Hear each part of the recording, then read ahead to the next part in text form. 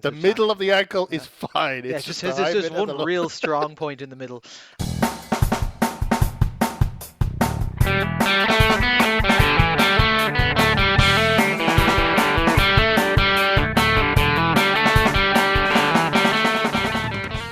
So hello and welcome to All Four Quarters, your one-stop shop for news, views, and overreactions to all things NFL.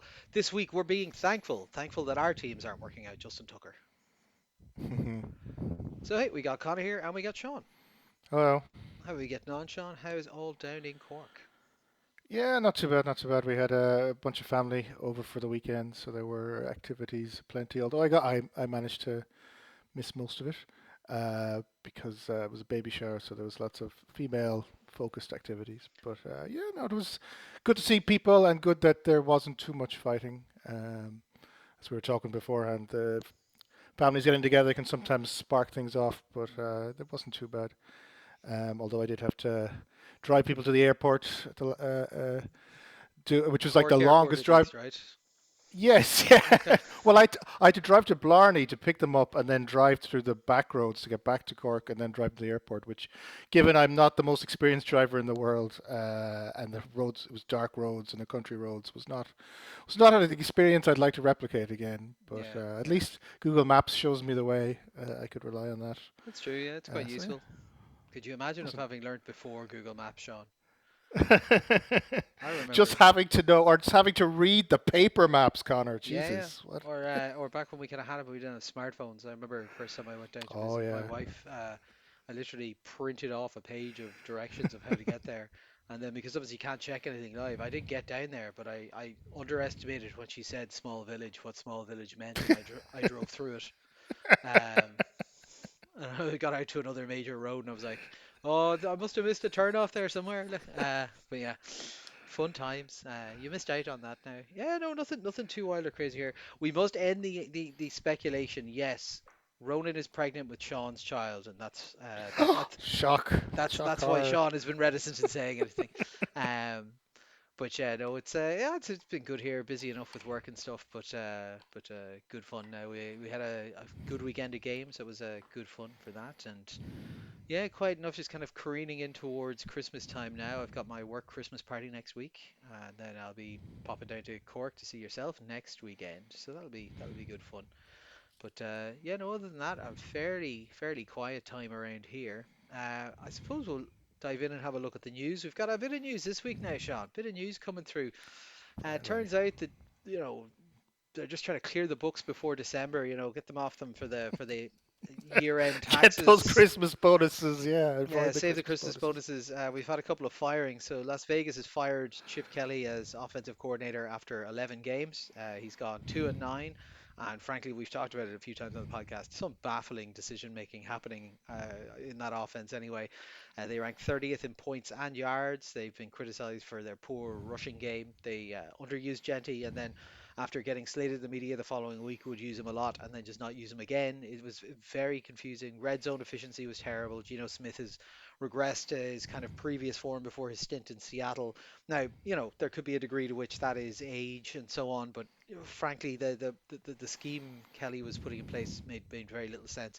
It's interesting as well. So he was the highest paid OC in the league by quite a distance, so much so that I believe they had to save costs at some of the other coaching positions to get him on, and a lot of the behind the scenes of that, Sean, is rumors that it was Tom Brady that pushed to get him in there, and obviously we saw the pictures and clips earlier in the year of Tom Brady sitting in the box with Chip Kelly chatting to him, and Chip Kelly saying, "Oh, it's normal. I have phone calls with him 2 or 3 times a week." Swing and a miss for old Tommy B.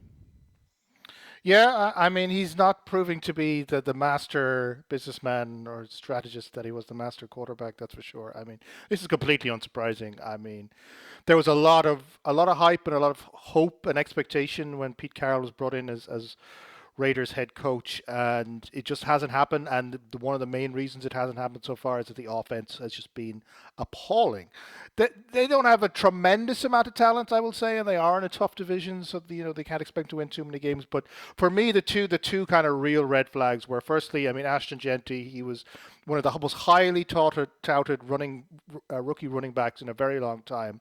He was expected to be the thing they built that offense around, and they, as you say, there were just weeks when they just seemed to forget that he existed, and didn't call him up any enough times. And they'd make it up to him occasionally, but then they would again just forget his existence, and it just did never seem that Kelly could find a regular place for Jonty at the talent level that he deserved. And for me, the other one was the Geno Smith thing. I mean, Geno, his Seattle days, he kind of got back to a good place in terms of his reputation after not having a fantastic time in the league before that. The Seattle Seahawks days showed that he was a legit starting QB in the NFL, and then it's just disappeared. It's just completely evaporated since he came to Vegas, and he's kind of gone back to being the Geno Smith that everyone kind of didn't want to have on their team. So completely unsurprising. I will say this probably maybe puts a tiny bit of pressure on Pete Carroll now, because he's going to have to.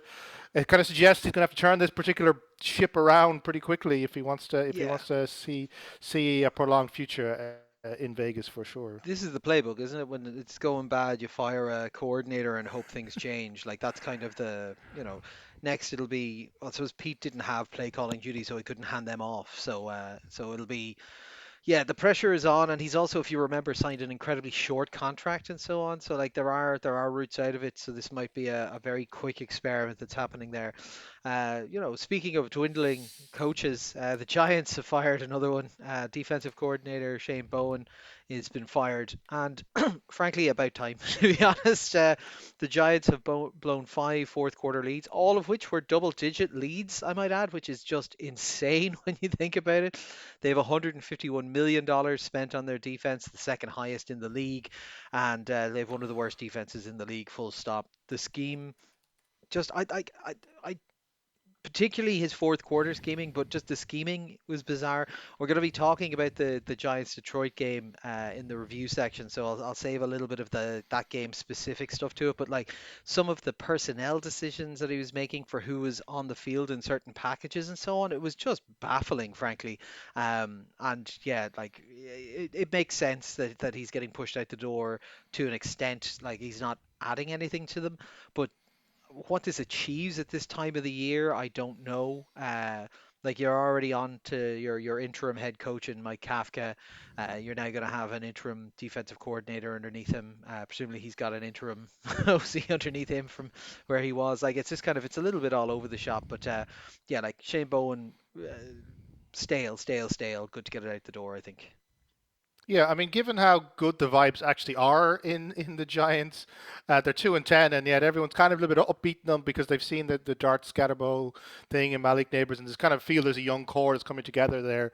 But absolutely, that offense, as exciting and fun as it was constantly being hampered by the fact that its defense just could not keep teams off the field. And you think about the collapse against the Broncos in particular, when they had that game absolutely wrapped up, but their defense just shit the bed in a very comprehensive way in the fourth quarter. And as you say, it's happened more than once, Yeah. and the blame's got to go somewhere. As you said, the timing is a bit strange, but I guess they are just kind of maybe clear house, and so they can get to preseason and have a fresh look at everything. Mm. And they just didn't want to keep someone on the books who they knew wasn't going to be up to it. At least this kind of means that maybe they can try someone else out and promote someone up to interim DC to kind of get a look Yeah. at it, or do they have to look outside for future coaching help? But yeah, it's still a good play. I think the Giants are still in a reasonably good place. I'm upbeat about them as a future franchise, but that defense, it does need a little bit of work if it doesn't want to drag down what could be in the years to come an exciting offense. Oh yeah, yeah, and it also might be a clear in the books to kind of say, look, we're not planning to keep this guy. You're going to be able to hire your own staff. Like this could be kind of a signal flare up to people who will be in the market for this job next year for the head coaching job to say like, look, if you want to start putting together a complete team, you don't need to have anyone in place here. Not that that would be normal, but just more if Shane Bowen was to survive this whole time, people might be kind of going, oh, well, maybe they'll hold on to him. But yeah. We'll move over to controversy corner. The Saints are working out Justin Tucker. Oh Nope. no. Nope. He served his 10 game suspension. He's now available for reinstatement, Oh which yeah, he answers our has. question Jesus. of, does he have to be on a team for that suspension to be enacted? Turns out no. So he is available. The Saints do need a kicker. They don't need that. They don't need that. He's And also he was basically fairly washed. washed at He the was, tail yeah, he end as was well. pretty poor at the back end of the. I mean, the Ravens probably wouldn't have cut him if he'd been peak Justin Tucker, even all the stuff he did. Like, but Yeah. there's no value in it on the moral level, on the sporting level, anything. Just There's don't plenty of unless other you. options that won't cause this kind of problem. So, like, Yeah, although the yeah, thing is, absolutely. we are talking about an organization that literally assisted the Catholic Church in covering up sex scandals. And I mean that quite literally. If you haven't read it, go and have a read online. The owner of the Saints is a good friend of the higher ups in the Catholic Church and gave them PR advice on how to handle child abuse.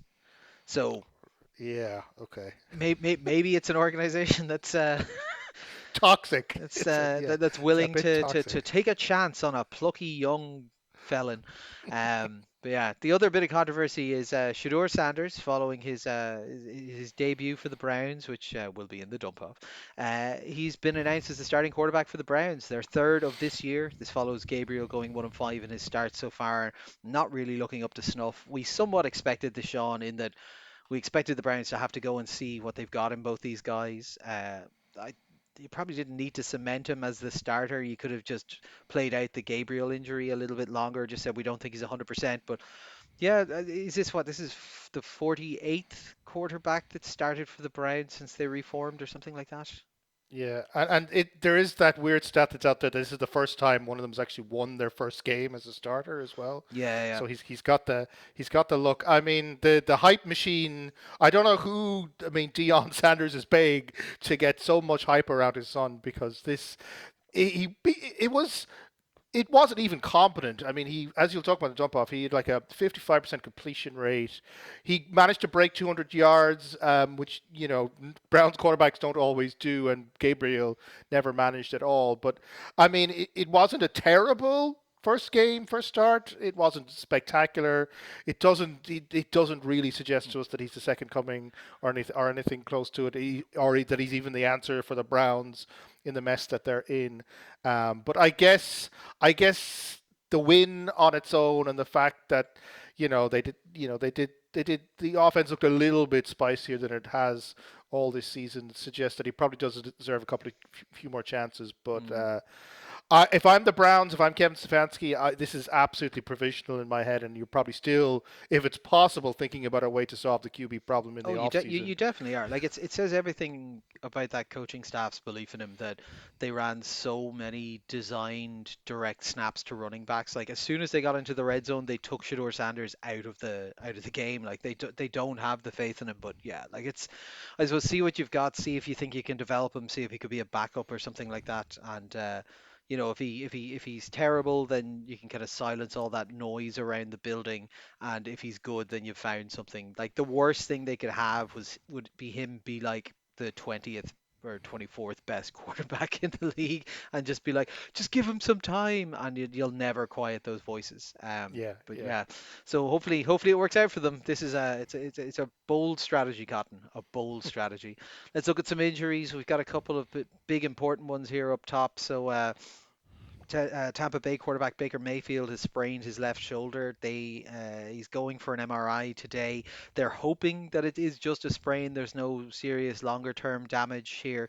It happened when he was attempting a Hail Mary at the end of the half against the Rams. They were already 31-7 down. Now look, we're never going to say you should be pulling your starters before halftime, and particularly at that point. But But maybe don't encourage him to be throwing Hail Marys when you're yeah, 24 points down. The Like, um the yeah. thing the thing that would be concerning about this is obviously look, Baker Mayfield is quite key to the identity of that team. He's been what's been making it fun. So if he's out for any extended time, we'll talk about it in a bit. But basically, the Tampa Bay are sitting very precariously at the moment. It's only by virtue of Carolina shit in the bed that they are not winning their division currently.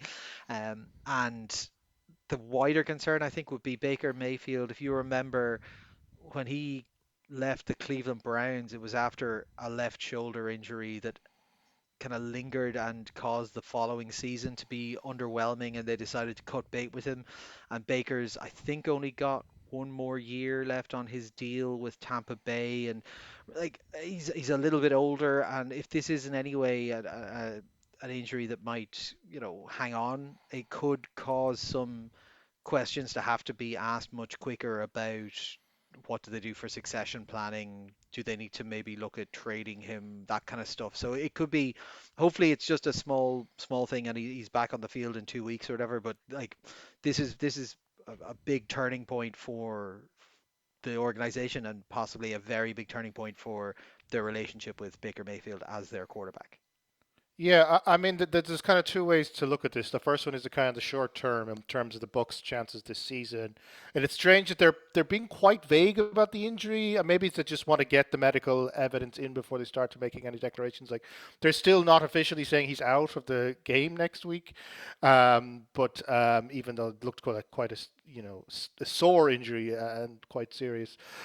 Basically, I mean, the backup is Teddy Bridgewater, who's was competent. I guess he's getting a bit older now and probably doesn't even have that level of competence anymore. I don't think the Bucks are really anything offensively without Baker Mayfield. He's been a huge part of what makes that click, especially with all the various injuries that they've taken on the to wide receivers and to running backs and everything. Baker was the one thing that was keeping that team clicking offensively, even if it necessarily wasn't being shown all that well in the past few weeks. If he's out for an extended period of time, I think they're just going to turn into a really bad team, like the book. Yeah, I fail to see how they're going to, stay atop. They're only half a game up on the Panthers. I fail to see how they're going to win that many more games if they don't have him. And then, as you say, the longer term issue is this does cause a couple of awkward questions about maybe contract extension, whatever. I think in an ideal world, Tampa Bay would want to hold on to someone. They've got a good relationship with Baker. He's kind of comfortable there. He's shown he can play at a very high level when he's in a good system and he feels loved. But as you say, if it's a left shoulder and if it doesn't heal properly, and he's got having another one of those seasons where it's just not working, and he's 30 now and he'll be 31 next year and the contract comes up, and yeah, there is definitely an awkward question there if this thing doesn't heal quickly and decisively. yeah. But yeah, it's a messy one, Yeah, definitely. might make the draft talk a bit interesting now. Come April time. Other injuries around the league: Cincinnati wide receiver T Higgins is in concussion protocol. Now Cincinnati are playing Thursday because it's Thanksgiving, so we have Thursday and Friday games this week. So very unlikely he's going to clear in time. Almost impossible, but we won't say absolutely not. But yeah, it looked like it was a bad one as well. On the positive side for them, though, Joe Burrow is back.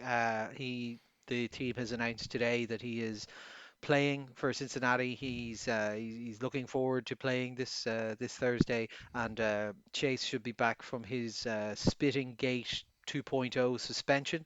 So there will be weapons there. Although, as we saw last week, starting to get thin on the ground. The injuries are starting to pick up. Like, as Yoshivas went out with an injury as well during the game. He did come back in, but like not the best spot. We think we kind of discussed the Joe Burrow stuff last week, but like I don't really see the point in Joe Burrow coming back out at this point in the season. They've already, like, what the best they could be is 9-7 if they run the table, and that's probably not enough for a wild card at this stage. Like, I'm not sure why. Yeah, there is a bit of a question. I mean, I understand if Burrow is healthy, you kind of want to play him, right?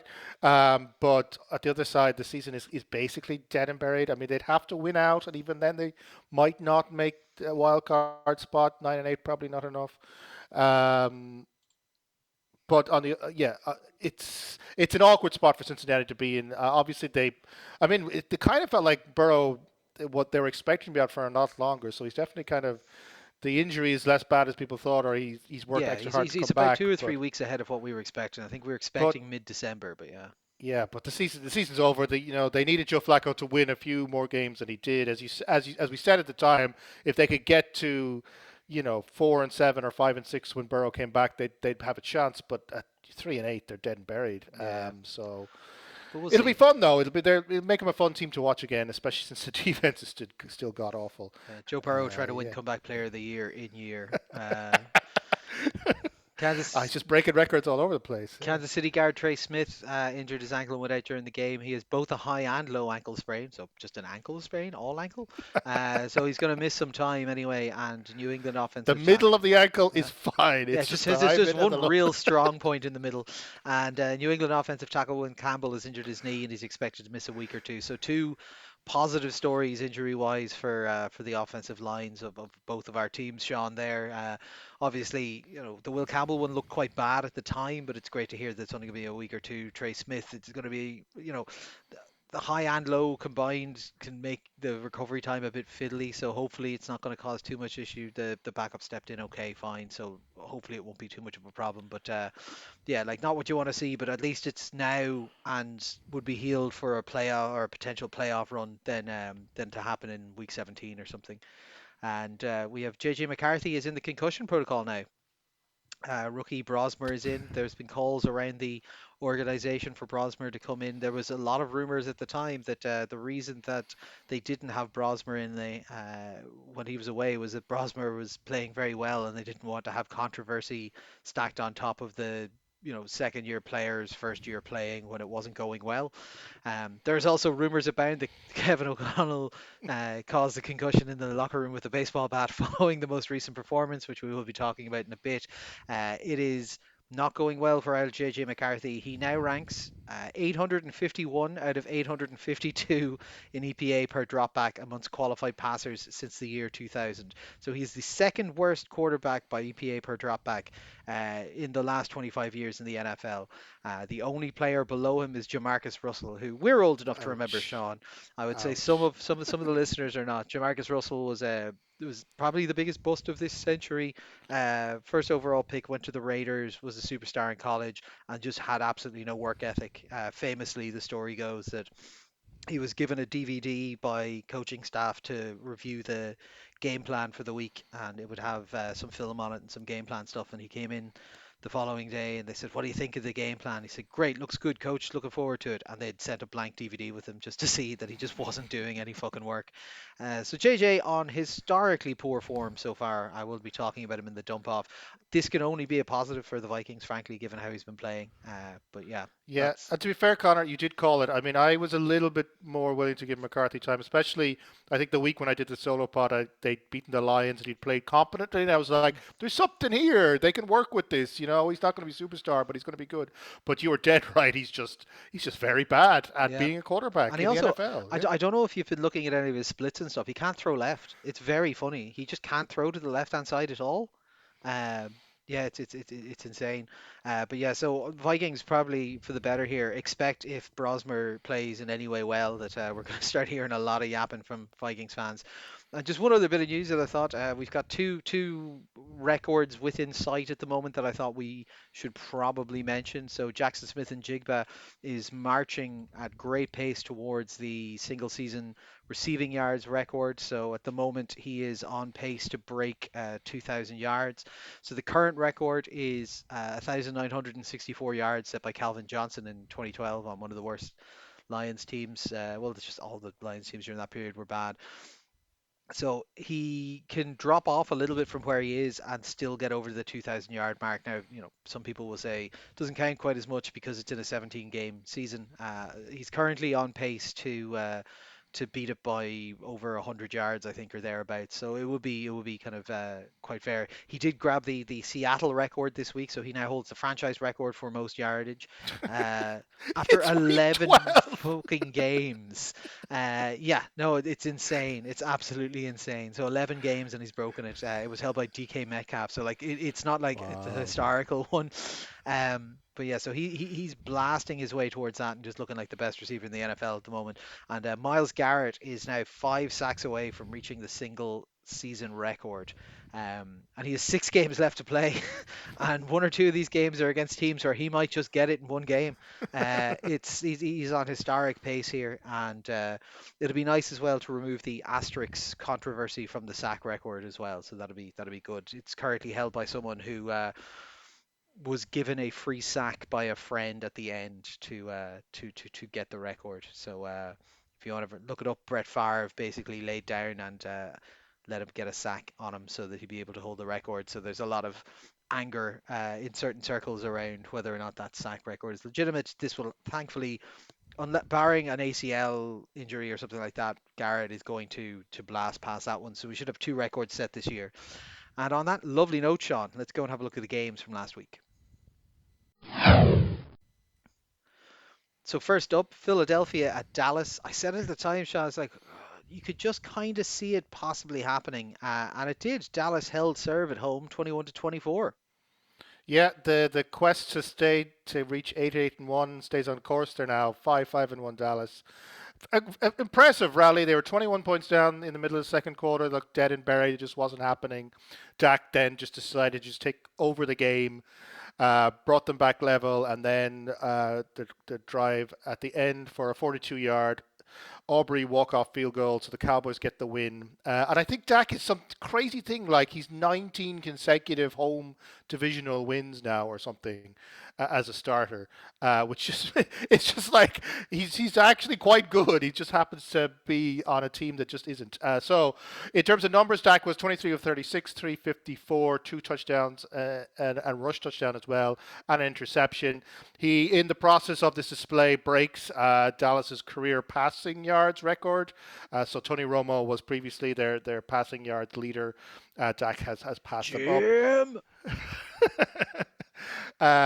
Surprisingly, not Troy Aikman, but you look at Aikman's stats. Actually, he actually wasn't a particularly good quarterback. He just happened to be on a team that was stacked with offensive Yeah, talent. yeah. In terms of other big contributions on the offensive side for Dallas, George Pickens, 9 catches, 146 yards, touchdown. Javonte Williams had 101 yards all purpose. So Cowboys offense good when it wants to be. And it definitely got going here. The bigger story though is that this was just really poor from Philadelphia. They started off quite strongly. Jalen Hurts in particular, 27-39 in the end, 289, touchdown, 33 rushing. AJ Brown was getting a lot of touches early. He had 8 catches in the end for 110 yards. But then it just completely fell apart. The once the Dallas rally happened, the play calling got quite conservative. I thought they really weren't doing things that they should be doing, and then they started making tons of mistakes. Barkley had a fumble. Xavier Gibson had a fumble on a punt return that set up the Cowboys nicely. And overall, the run game just completely evaporated from the scene. Only 63 yards total running, and Saquon Barkley only had 22 rushing yards. He had more passing yards or more receiving yards in this game than he had rushing yards. So the game, Philadelphia basically allowed the game to slip from their hands through sloppiness. And we kind of felt that maybe this was a thing that was going to happen at some point. We haven't been 100% convinced about this Eagles team, despite the fact that they keep winning. In truth, although the Cowboys got an exciting comeback and everything, blah, blah, blah, sloppy all round, I think is the only way you can really think about it. I mean, Dallas were making huge mistakes with defensive penalties that basically gave the Eagles a touchdown early, and then they almost blew their shot at the end to win this game when they allowed Philly to make a goal line stand that seemed to kick them off. So in the end, try to assess these teams. I mean, Philadelphia look wobbly, never far from disaster. They're 8-3, but it just kind of feels like this season could tip either way. Nobody in the locker room seems happy. Anytime they lose a game, the coaches seem to get into get a lot of shit thrown at them, and perhaps deservedly so. So I don't know. They're still in the hunt for the number one seed, but it just does not feel like they are the lock that they were last year. Dallas, yeah, they look dangerous in spurts. This offense is certainly talented, but my God, they must be frustrating to be a fan of, given how inconsistent they are. And this game is the perfect example. They start off horribly, find themselves 3 touchdowns down. The memes are out about how terrible the Cowboys are, and then they just decide to win the game. Like they just decide to go on a run and win things, and you're just like, why can't you do that all the time, Dallas? Like this, it's actually I actually hate the Cowboys, and I'm frustrated by by the fact that they can't be consistent in their performances. So I can only imagine how a Cowboys fan feels. So yeah, not a lot. I mean, not a lot to really learn about these teams other than kind of confirming what we already thought about both of them. But the question marks of the Eagles probably the big thing to come out of this game. Yeah, like the thing that I took from it was George Pickens might be one of the best receivers in the NFL at the moment.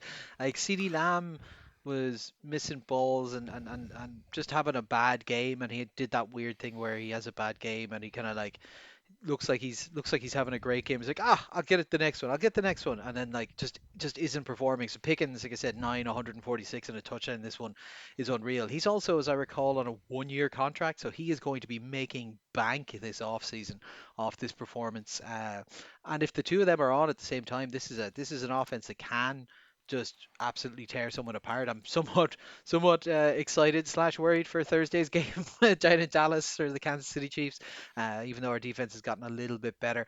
Philly, like you said, kind of they did the crumbling thing that we were expecting to happen at some point, and uh, it was from an unusual spot because they have the personnel to be able to just run clock when you're up by 21 points, and they just weren't able to do it at all, and it was very confusing. And I know it's divisional game, cross country, all that kind of stuff. But it will be interesting to see what this does to their locker room because, as I said, it always feels incredibly fragile, always feels incredibly brittle. They've got an interesting game coming up this week that, on paper you would say they should win.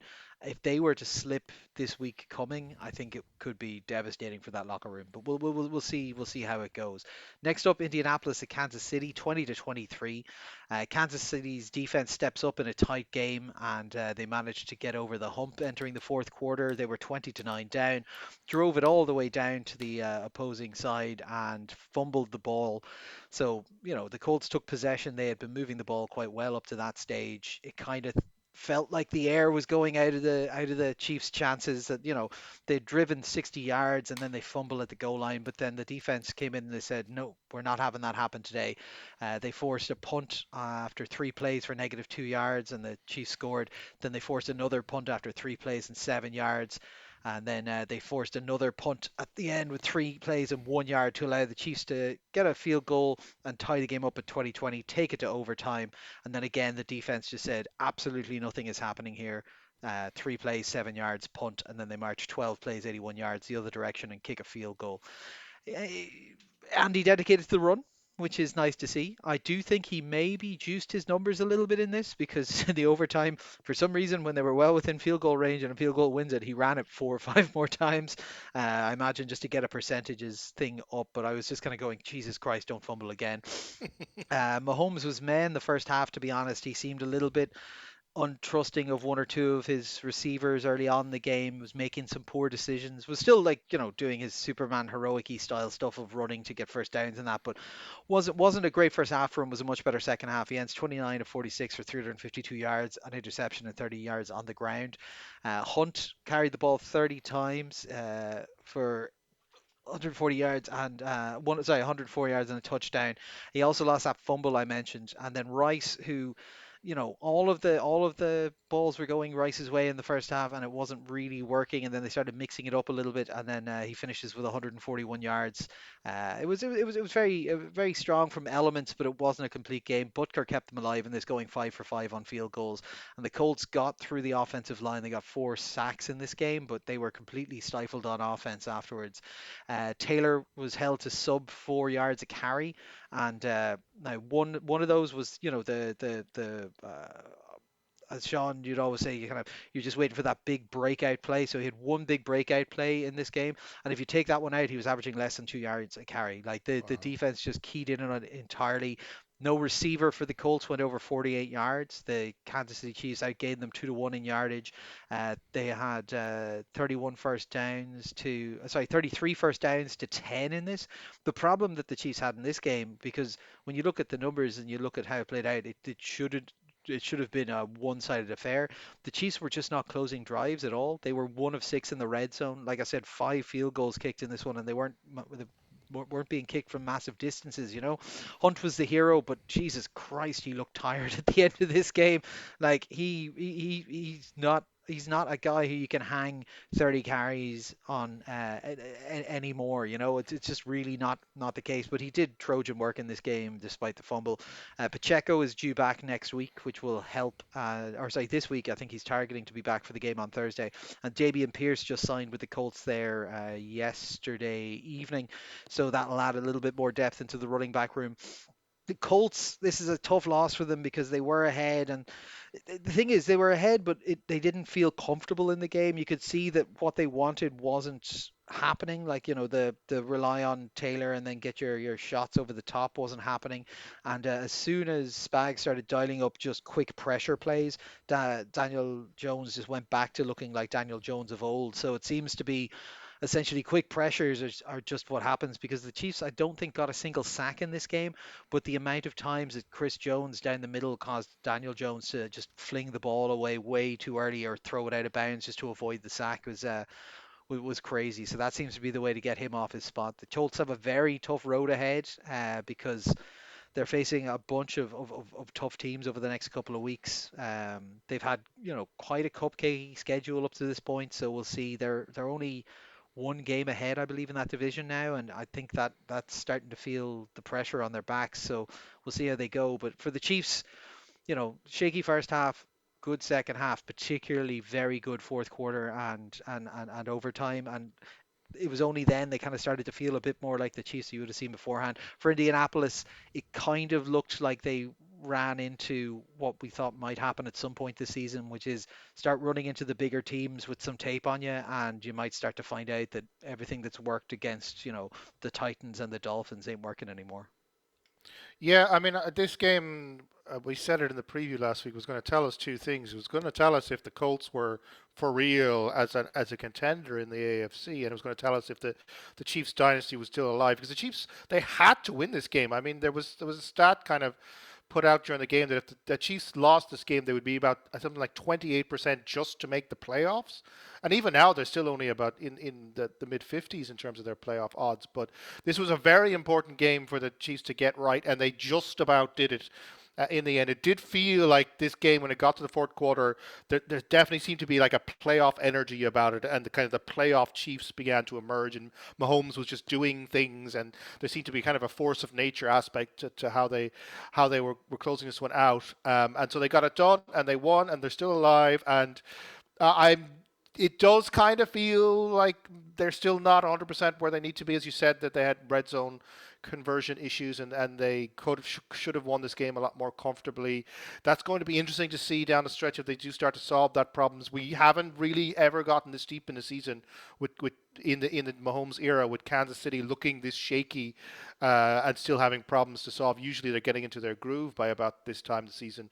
Mm. The Colts, I mean, it's interesting. You think about the Steelers game as well. I mean, I'm kind of following Jonathan Taylor's numbers religiously because I have him in one of my fantasy leagues, and he's the reason I'm winning games. And it's noticeable. The Steelers came with a game plan to stop Taylor's run game. It succeeded. The Chiefs did the same. And when you don't have Taylor breaking off for 150 yards on massive chunk plays, the Colts offense is just not that good. And if you can combine that with pressure against Danny Dimes, as you talked about, then this whole operation starts to feel a lot more shaky.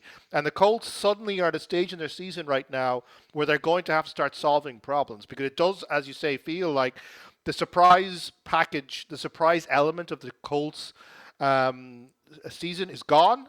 No one is in shock that they're actually good. Now they're trying to figure out, okay, how do you stop them? Mm. And it feels like there is a blueprint in development, and it does feature an awful lot around stopping the run game and forcing Danny Dimes to actually play under pressure in a scenario where he's never looked comfortable. Um, Throughout his career, and they're not quite passing that test yet. Next week against Houston, Houston is a Yep. serious defense. They're probably the best Um, defense in the NFL at the moment. they're gonna ask more questions, and we really will see if this Colts team is just a flash in the pan that worked because their schedule was light and they're not quite where they need to be, or if they are for real because they're probably still going to make the playoffs in some form. I would think Yeah, they'll it'll be probably hard to still miss scrape the to get. playoffs where they are. Yeah, Like, I mean they probably need only maybe two more wins from the last like 6 weeks of the although, season, like whatever. I'll tell you now, this is why I say the whole defensive book maybe being out because they've got the Texans twice who are a top tier defense. You got the Jags twice who have a good defense. You got the Seahawks who are a very good defense. The only one that's not a particularly strong defense is the 49ers, and that's just through injury. Now, they're still a decent And they're team. still a decent team, and they've got a very good coordinator who'll be able to look at what other teams are doing and going, okay, well, we can do this part of that and see if we can rattle them. So, like, it's a tough last 6 games for this team. And yeah, absolutely. And they probably will need to win. Given how competitive things are, probably they need to win two. They'll probably need to get 10 wins just to get the wild card. Never mind Hmm. winning their division or whatever, which will also be a tough ask given Yeah. that they have to play Texans and the Jags twice. So And this is I'm this is I'm a this is a this is a loss that could decide a tiebreaker as well because the Chiefs are going to yes, be in that hunt absolutely. as well. Absolutely. So I think the Colts. This is the point where their season starts to get real, and the questions and all the good vibes have to actually convert into something. And for the Chiefs, they're still alive. They still got a little bit of that dynasty magic that keeps them going. I'm still not 100% convinced that they're quite where they need to be. Hmm. But yeah, I'm willing to see how it plays out. And I think winning this game, proves that they still have that ability to just win games in key situations, which has been a Their very big part of this dynasty, is that they will just win a game when they have to win a game. their first one score win of the year.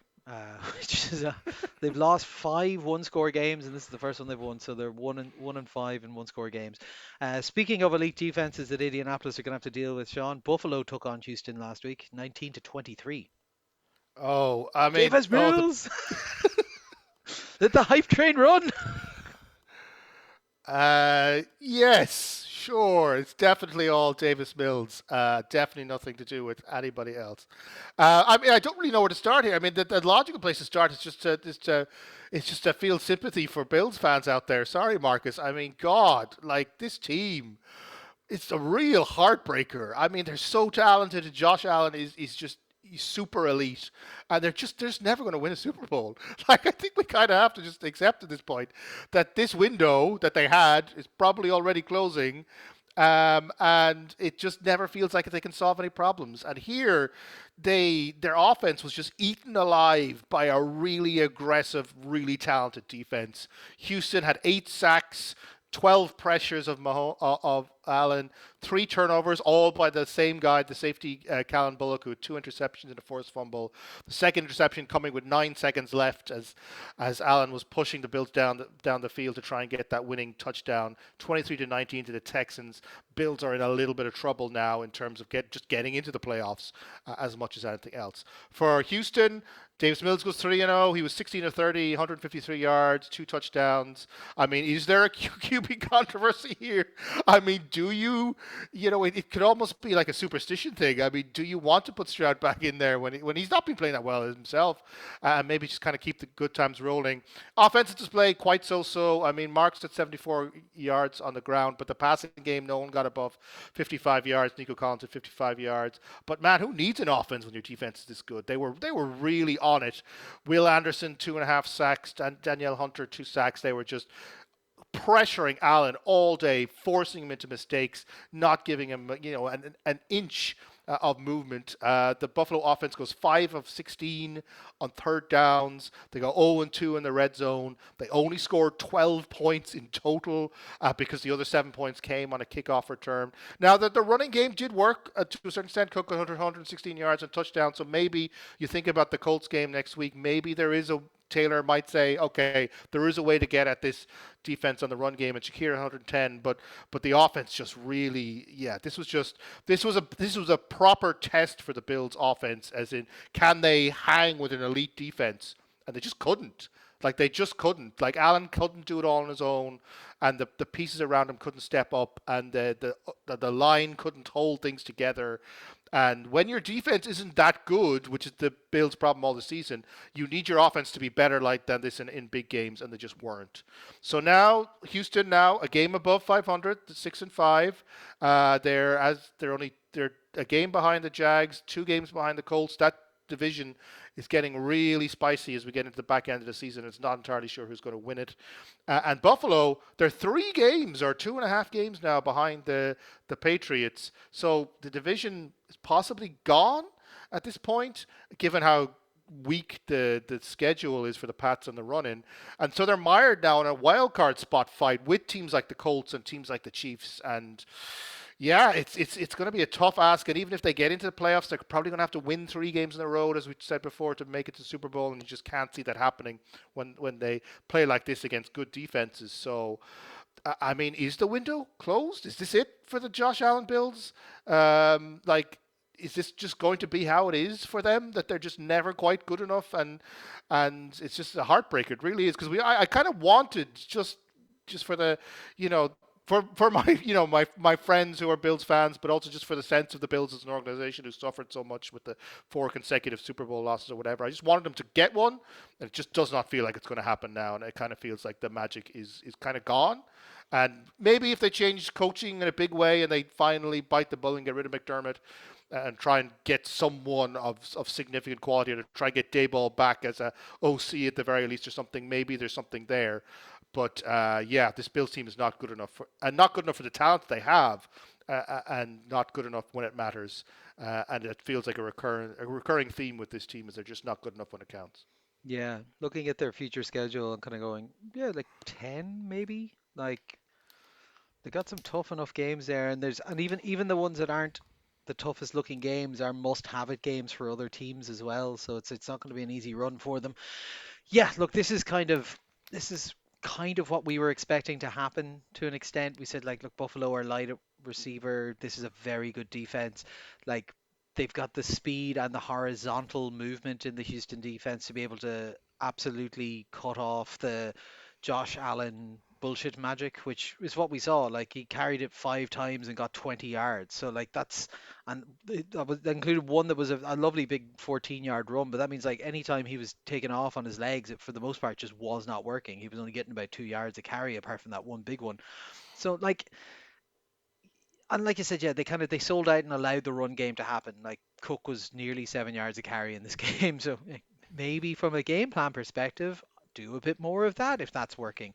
But yeah, this Houston team, if they could get their offense firing, would be quite a scary prospect. Like Woody Marks, like on paper, didn't do too badly in this game. 16 carries, 74 yards, but like it didn't feel, even though he had one long run, it didn't feel like there was anything explosive. The Nick Chubb experiment thing is gone, and maybe dynamism comes back in when CJ Stroud is back in there. But like, yeah, I I think the Bills don't have enough weapons and enough variety in how they can attack teams at the moment. And some of that's injuries, obviously, with the tight end missing and so on. But like, they don't have the ability to work around what a defense like the Texans will give you. And in this game, they said, look, we'll just give you the run if you want the run. And they couldn't mold themselves to doing it. They couldn't be a run first team in this game. Like they still had 34 pass attempts to 19 designed runs. We'll say we'll take Josh Allen's skedaddles out of that one. So like I think you're right on it being a coaching thing, Sean. I think when you come up against something like this and you've clearly not got the personnel to match up against it, you need to be able to adjust your game plan. And there was not the adjustment that you'd want to see. And they can say short week, they can say injuries, whatever. Everyone's got injuries and everyone's on a short week. Like the Houston team are on a short week as well, and that does favor the defenses and it does favor the home teams. But like you've got a team that was 500 with a backup quarterback in there. You should be able to go in and do something. And it was quite underwhelming from the Bills. And this is what the third underwhelming performance so far. Like they're dropping games that a year or two ago they wouldn't be dropping, and that's concerning for Houston. Always on the up, like you said, they're now pushing towards contention in their division. Depending on what happens with the rest of them, if there's a big step back from the likes of the Colts and that. They've a lot of divisional games coming up as well, so that could really mix it up. But for Houston right now, that defense is purring and it's ready to go. It's just the offense needs to kick up the arse. The Giants took on the Detroit Lions 27-34, Sean. It was a very fun game that makes me more worried about the Lions than it does happy that they won the game. They were down by 10 points in the fourth quarter against the Jameis Winston-led New York Giants. And the Jameis Winston experience was everything that you would expect it to be. It was exciting, it was sloppy, it was ridiculous at times. Winston completed 50% of his passes, threw for 366 yards, had 2 touchdowns and an interception. And he also decided, you know what, I want to catch one as well. So he's a 35-yard receiving touchdown in this game as well. As I said, fun but sloppy. He just kept going to Robinson in this game. He had 156 yards and a touchdown, including the most ridiculous pass of the season. Did you see the sky ball, Sean? The one that he just flung from about, was it his own 9-yard line or whatever? obviously got the angle Mm. completely wrong, launched it right up into the air, and it hung up there for about 25 seconds, and it just happened to come down, and Wandale Robinson came down with it. Like it was insane. Tracy got the volume at the running back position, but wasn't really getting much production out of it. He averaged only 3 yards per carry, and the defense got after Goff in this one. He had sacked him 3 times, but he was able to do what he needed to do: 279 yards passing, 2 touchdowns, and an interception. But you know what? Who cares? Goff is irrelevant because this was Jahmyr Gibbs o'clock.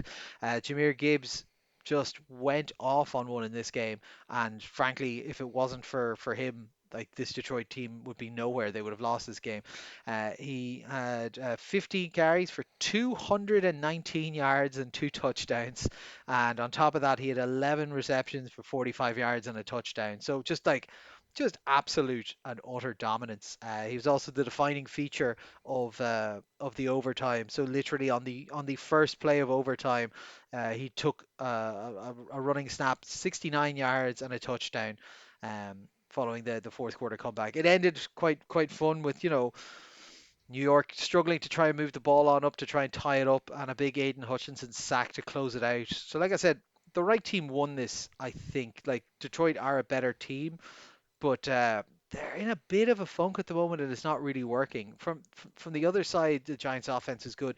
Their defense was an issue, and I suppose look, it's easy to say they've just fired the defensive coordinator, but I mentioned in that like some of his personnel decisions were confusing to me, and this is just like it's a perfect example of that. So like Dexter Lawrence, their big nose tackle, he's or defensive tackle, he's kind of, he's their anchor, particularly against the run game. And he was not on the field to start overtime.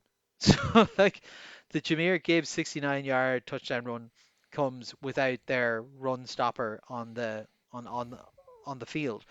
And just to give you an example of how important it would be if you're the defensive coordinator to go, we should probably put this guy in here. One, Gibbs was whatever, was it 70% of the entire offensive production was Gibbs. Um, the Lions had 8 carries when he was on the field, and that was 31 yards. So quick maths, roughly just below 4 yards per carry. On the 12 running plays that he wasn't on the field for, 202 yards. Right? I would suggest if you're a defensive coordinator, you better have that guy on the field when everything is going through their running back, particularly after overtime when you've had the chance to get a break and everything. It was ridiculous. The Giants should have had this game won. They only have themselves to blame, and thankfully they are taking that eternally, and they fired the guy who made that decision. But yeah, look, Detroit needed the win. They got the win. It was not convincing. It would start to worry me a little bit. Yeah, I remember I put in the chat about this game that the Lions were let out of fraud jail on good behavior, and it did kind of feel like that. I mean, you have to really emphasize that they were playing a team that's 2-10, has is playing a backup quarterback who is notoriously erratic. Have most of their opposition offensive skill players injured in various capacities, and the Lions still needed a 59, like it wasn't a chip shot, a 59-yard field goal just to tie the game, and then needed Jahmyr Gibbs to go off and one in overtime to win it. So the Lions, I mean, it has been a season where every win feel like almost okay. They've had a few games where they've just beaten up the opponents because of their offense, but an awful lot of their wins have been just a little bit harder than they ought to have been, and a lot of their losses have been, man, they really should have played better. It just does not feel like this Lions team is quite at the level that they were last year. And you can point to the loss of the various coordinators and the such like, and especially maybe on the offensive side with Ben Johnson. It just doesn't feel this team is coasting a little bit on the talent that they have, and there's not enough going on, I think, on the coaching to get them to that higher elite level. And given that the NFC, it's winnable. They're definitely. They could definitely, if they were on top four, and be in with a shout of winning the NFC. It just does not feel like it's going to happen this year. They're probably not going to win their division. They're probably going to be a fun, exciting playoff team, but they're probably not going to get that deep. And it feels like the Lions. The window up for this team is not particularly large. I mean, it's the Detroit Lions. It's only for so long they're going to be able to keep all these star players together.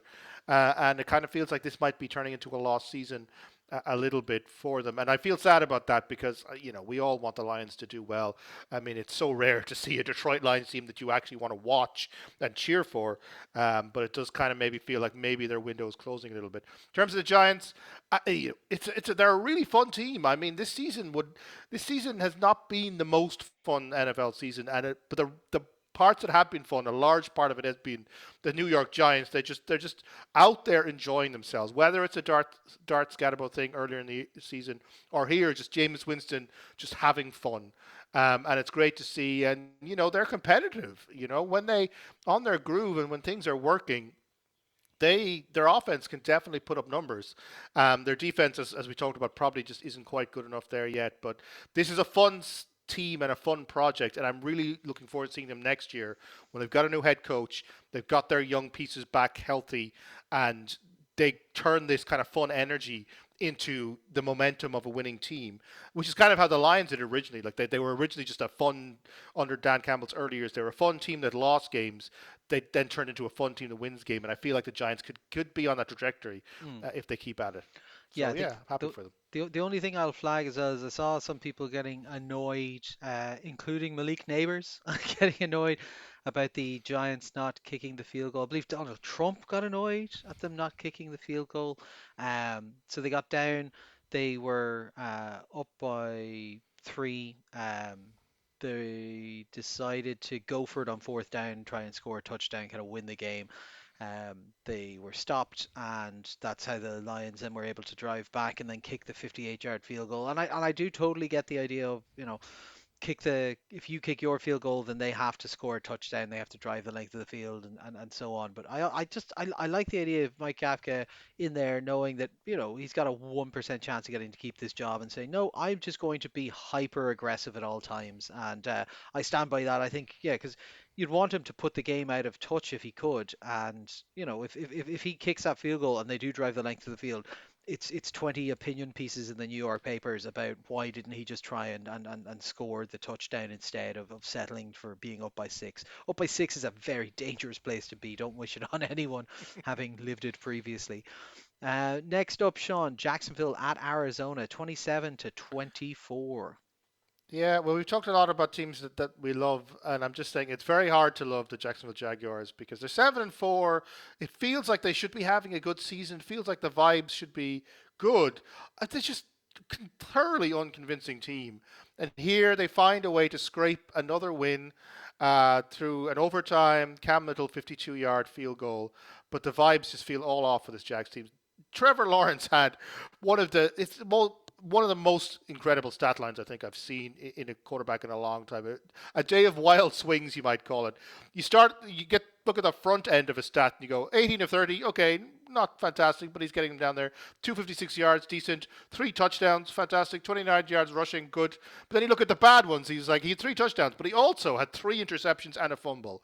And it's just like, how is this? He's just there's a level of incompetence to Trevor Lawrence that he just cannot seem to get past his own incompetence sometimes. And I can definitely understand why Liam Cole is so frustrated with him because the talent is there. He just makes tons of really stupid mistakes, and it just never looks particularly graceful. But he does enough in the end here to secure the victory.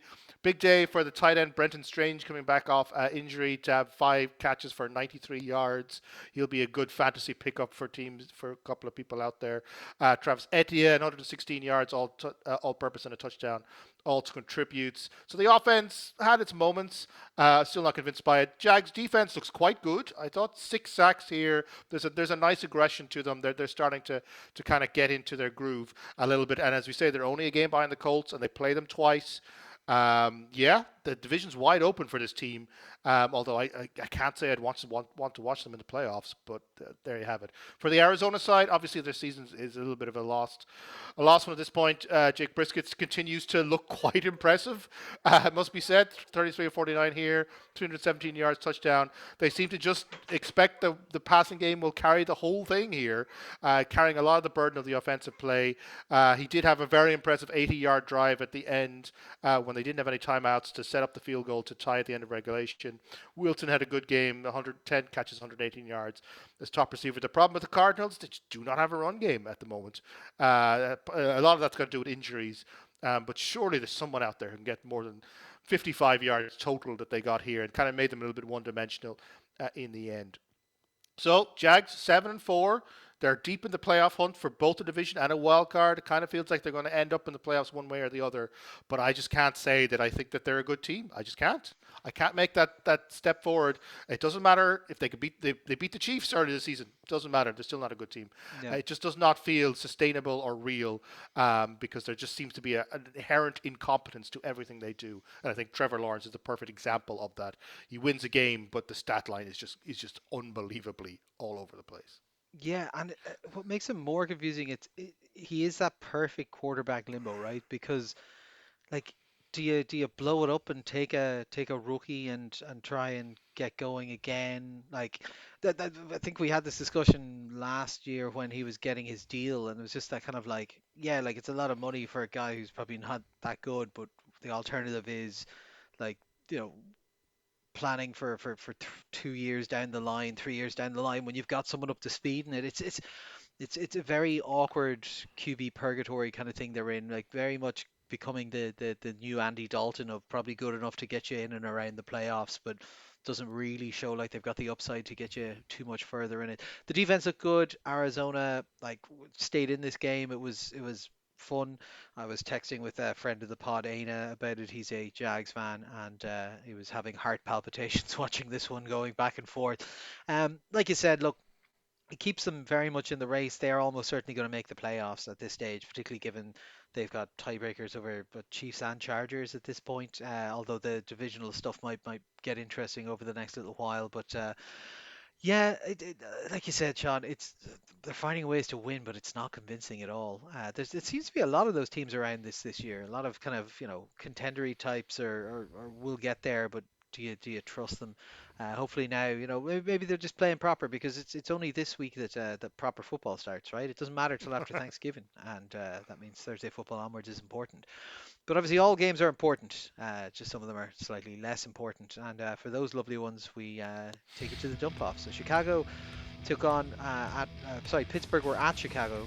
Went 28-31. Pitt had Rudolph under center and took it right to the end, but just couldn't get there at the final bell. They led at the half. The defense held Chicago to 2 3 and outs, and then the offense stalled, and Chicago, they just got it out with what I thought was overall a pretty poor performance. Williams looked good, 19 to 35, 239 yards and 3 touchdowns, but they got very conservative in the fourth quarter. It was a close game. It was a sloppy game. There was 4 turnovers, I think 2 aside. The Bears keep winning in this one, although I suppose this means that they didn't continue their turnover streak that they had going there for quite some time. But again, similar to what we said in the last one, like this is good. I'm still not convinced by the Chicago team. They're doing good things, but I think even if Rodgers is under center, Pittsburgh probably win this game. There was a great cut to him on the sideline, screaming that they were in an illegal formation, but unable to do anything about it because he's not on the field and he's not playing that day. So Chicago keep on rolling. Pittsburgh grimly stare at the 2 games against the Ravens they have and the inevitability of that storyline. New England at Cincinnati, 26-20. I don't know, Sean. Did you put this in the dump off because you're too scared to talk about nearly losing to Joe Flacco? I can't face it. I can't face the truth. Down by 6 points and driving at the New England 26-yard line.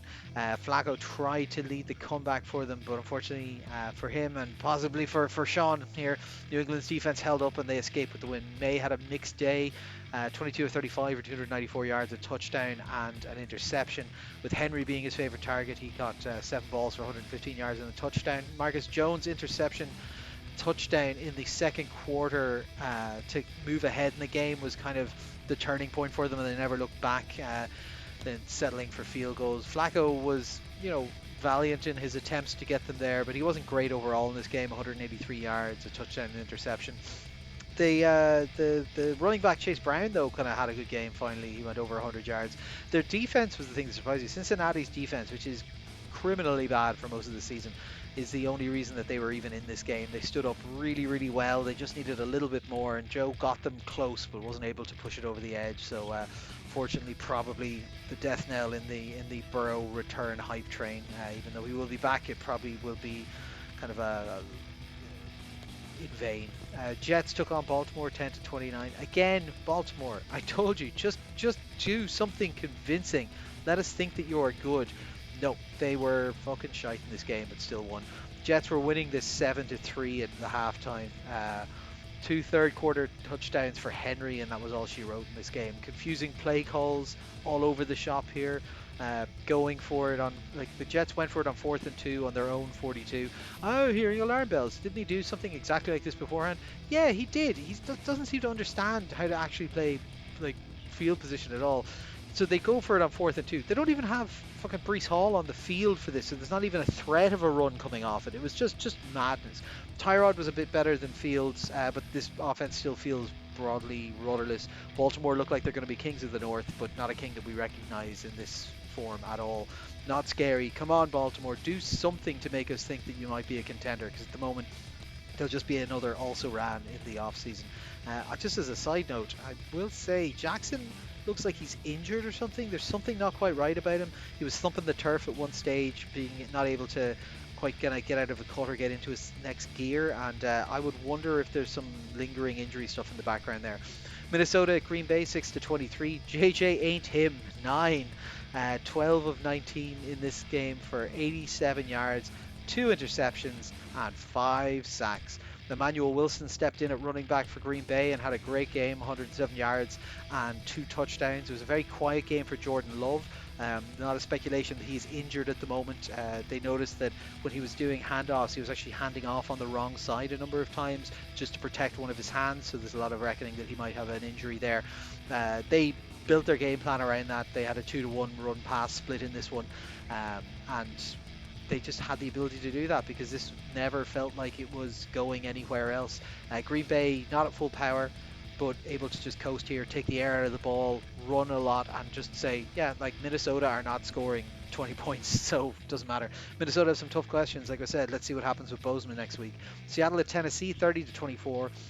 Darnold is not seeing ghosts here. 244 yards and 2 touchdowns, both in the second half after a 16-3 halftime. JSN, as we mentioned in the news section, is just on a crazy pace. He caught 8 balls for 167 yards in this, and their defense has 4 sacks. This was, even though it's a loss, probably the best Tennessee game we've seen so far. Ward had 256 yards and a touchdown. He also had 37 yards and a touchdown rushing in this game, his first rushing touchdown. Their run game was not at the races, sub 2 yards per carry. So, like, there's really just not much on this roster apart from the quarterback. He's missing his wide receiver one at the moment.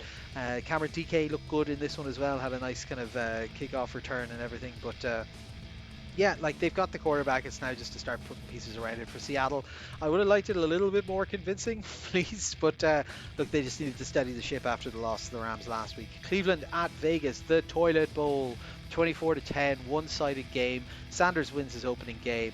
He went 11 of 20 for 209 yards, a touchdown, and an interception. Not great, not terrible, about bang average or so. And this is against the Vegas Raiders, who are, like, probably the worst roster in the NFL. I put them below Tennessee because Tennessee at least have their quarterback, I suppose. So take this with a pinch of salt. We'll see how he does next week. This was basically entirely a run game.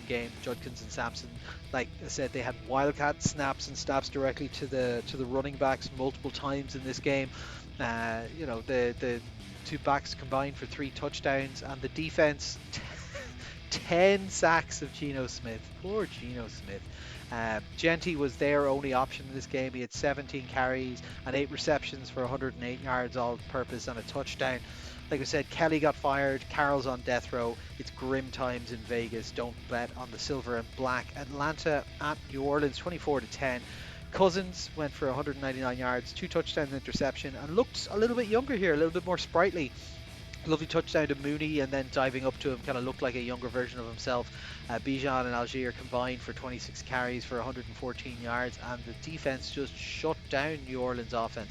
Their only touchdown came off an interception, and the only other thing they scored in this game was a field goal. The loss of the running back really killed New Orleans in this. Like, they just weren't able to convert in the red zone. They were 0 of 3 there, very uninspiring. Shook looked fine, if not exciting. 30 of 43 for 243 yards and an interception. But like I said, it's just again there's just no body to this team. Like they're just missing people left, right, and center. Um, Also, can we stop with the Taysom Hill crap at this point? Like they kept putting Taysom Hill in. And it doesn't work anymore. Everyone knows what's happening. Also, he's like 35 now and can't do the things you want him to do. Just stop with the Taysom Hill crap. Trade him to the Broncos for 2 first-round picks so he can reunite with his beloved and let it be. But yeah, for Atlanta, good win. For New Orleans, yeah, just creaking towards the end of the season. Tampa Bay at Rams, 7-34. Oof, oof, oof. The Rams were up 21 to nothing in the second quarter following an interception, and it just never looked in any form of doubt. Stafford was on easy mode in this game, 273 yards and 3 touchdowns, 2 interceptions, one that went for a touchdown, and 2 interceptions, one that went for a touchdown for their defense, and 4 sacks. Like this was a complete performance out of the LA Rams in this one. Baker left the game for Tampa Bay at the half, but realistically hadn't been playing well up to that point. He was only at 50% completion rate, thrown for 60 yards and 2 interceptions. Like it wasn't working at all for them. Teddy Two Gloves came in to play relief. Pretty much the same stuff there. We talked about the Tampa Bay stuff in the news area. This is a big turning point for Tampa Bay. Will the season go anywhere? Will their relationship with the quarterback after this year go anywhere? What are they going to look like? For the LA Rams, this was a scary performance. This was LA Rams are clearly looking at the Super Bowl kind of performance. Their defense is good, their offense is good, they're good in all phases. Yeah, watch out for them. And finally, Carolina at San Francisco, 9-20. Come on, Carolina, you couldn't give me 2 lousy rounds. Carolina had a chance to seize their division and absolutely shit the bed. What's worked for them so far, Sean? Running the ball. Yeah, right. So they did 13 runs and 29 passes. And it wasn't that the game script was miles out of the way. Like I said, it ended just 11 points between them. Young went 18 of 29 for 169 yards, 1 touchdown and 2 interceptions, and was just sit there on a plate. It was awful. And they were given so many opportunities. San Francisco kept trying to let them win this game. They had 3 interceptions in this game, and they turned them into 3 points total. Like, you cannot have that kind of conversion. Like, it was just brutal. The 49ers, like I said, looked shite in this game. They looked shaky, but they got it done. CMC touched the ball on 50% of their offensive snaps, 24 carries and 10 targets. He went for 168 yards and a touchdown. Purdy looked rough in this game, 1 touchdown and 3 interceptions. But bizarrely, neither quarterback got roughed up. The offensive lines held up. There was no sacks in this game. Uh, but yeah, it was not a convincing win from San Francisco. Carolina should have had this in the bag. I think maybe 49ers were super powered up because they needed to defend their boy Jennings, having gotten his dick punched in by Morrig on an earlier play. So if you haven't seen that, Morrig got, I believe, ejected for a low blow, unsportsmanlike conduct kind of thing. But yeah, just property. Just go look at the video. He it isn't an accident. It isn't a grab that goes wrong. He obviously has some beef with Jennings because he just booled him right in the balls. Like it was rough going. But yeah, Carolina, you had your chance. Like we were starting to like it. I was even chatting to your friend of the show, Shane, there on the weekend, and he was getting excited. He was like, "Oh yeah, it is actually kind of looking kind of nice for the first time in a long time." Carolina can't have nice things. And on that lovely positive note, let's see what we are going to give thanks for this Thursday. So first up, Sean, is my pick of the week. Bizarrely, the opening Thanksgiving game is Green Bay at Detroit. I have a feeling that this could be a season decider or a division decider for these two teams. So obviously, both are looking up at Chicago at the moment. They will all be playing Chicago in a bit.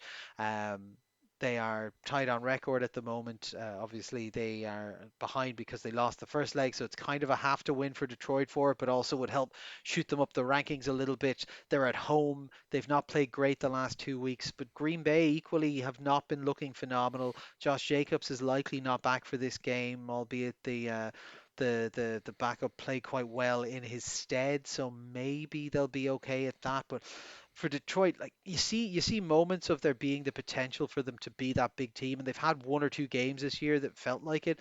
And what we need to do is have them have one of those games in a big spot against a big opponent, and this is that game. This is Green Bay who beat you up earlier in the year. You're at home. You've got your dome, so you should be okay. Or I believe they technically say it's not a dome, is it? They say it's a thin fibrous membrane or something like that to try and claim that they're an outdoor team. But yeah, like you gotta have this one, Detroit. You gotta have this one. For the Green Bay side, their defense is really rounding into shape at the moment. They're really getting the contributions from Parsons that they wanted beforehand, and that could spell some trouble for Detroit. So expect to see a lot of quick balls out to Gibbs in the flat and so on. Expect them to be trying to get the ball out of the hands.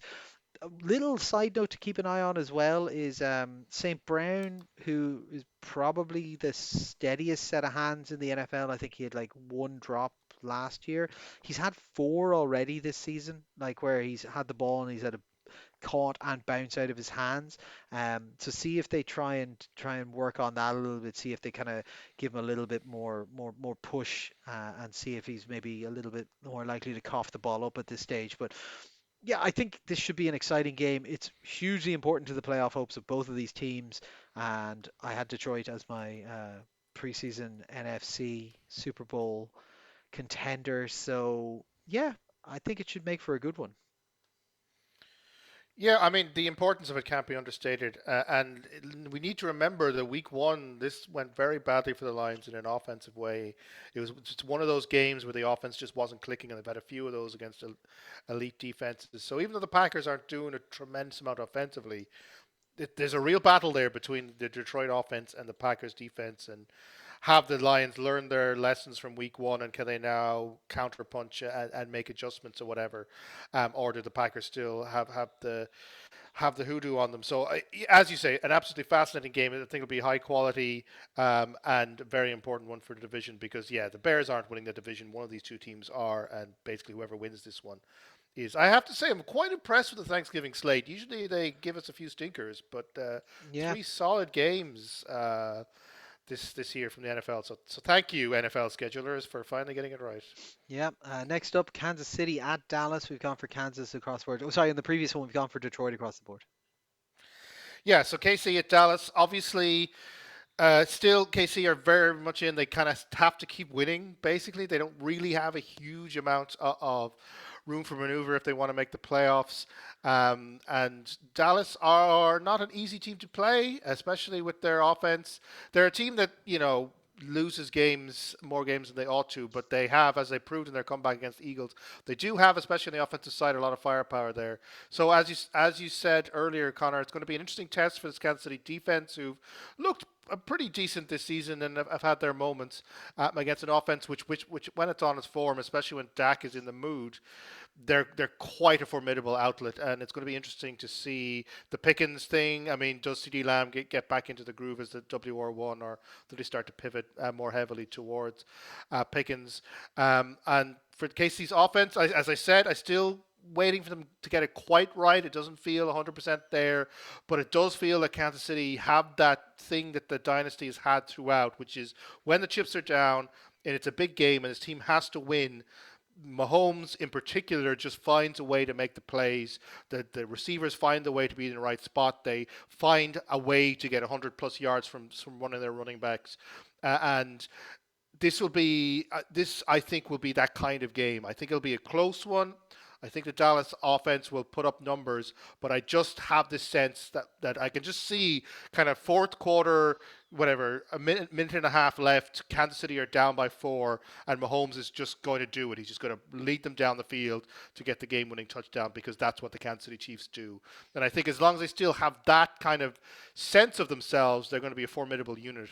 But this will be an interesting one to see if they can do it on back-to-back weeks because we haven't really seen consistency from the Chiefs this year in terms of kind of stacking those wins on top of one another all that often. Yeah, the Dallas defense is a good bit improved now at the moment, but it'll be fun. This is a homecoming game for Mahomes as well. Obviously, he's a Texas native himself, so he'd be excited for that. They've only played once before as well, so it's only his second time playing Dallas, and I think this might be the first time at Dallas as well. So that'll be good fun. Cincinnati at Baltimore up next. We've gone for Baltimore across the board. This has become a far spicier game now with the addition of Joe Burrow, and I suppose maybe that's why he's coming back in to entertain two Irish lads who he's never met and will never meet in his life. But yeah, Baltimore have not looked impressive at all of late. They've won; they're on a big win streak, but they are, they're bleh. Like they're just not convincing. We're backing them in this spot because obviously they're at home. It's a divisional game. Their defense has looked a little bit better, and there was question marks in the air about Cincinnati. I am going to spice things up.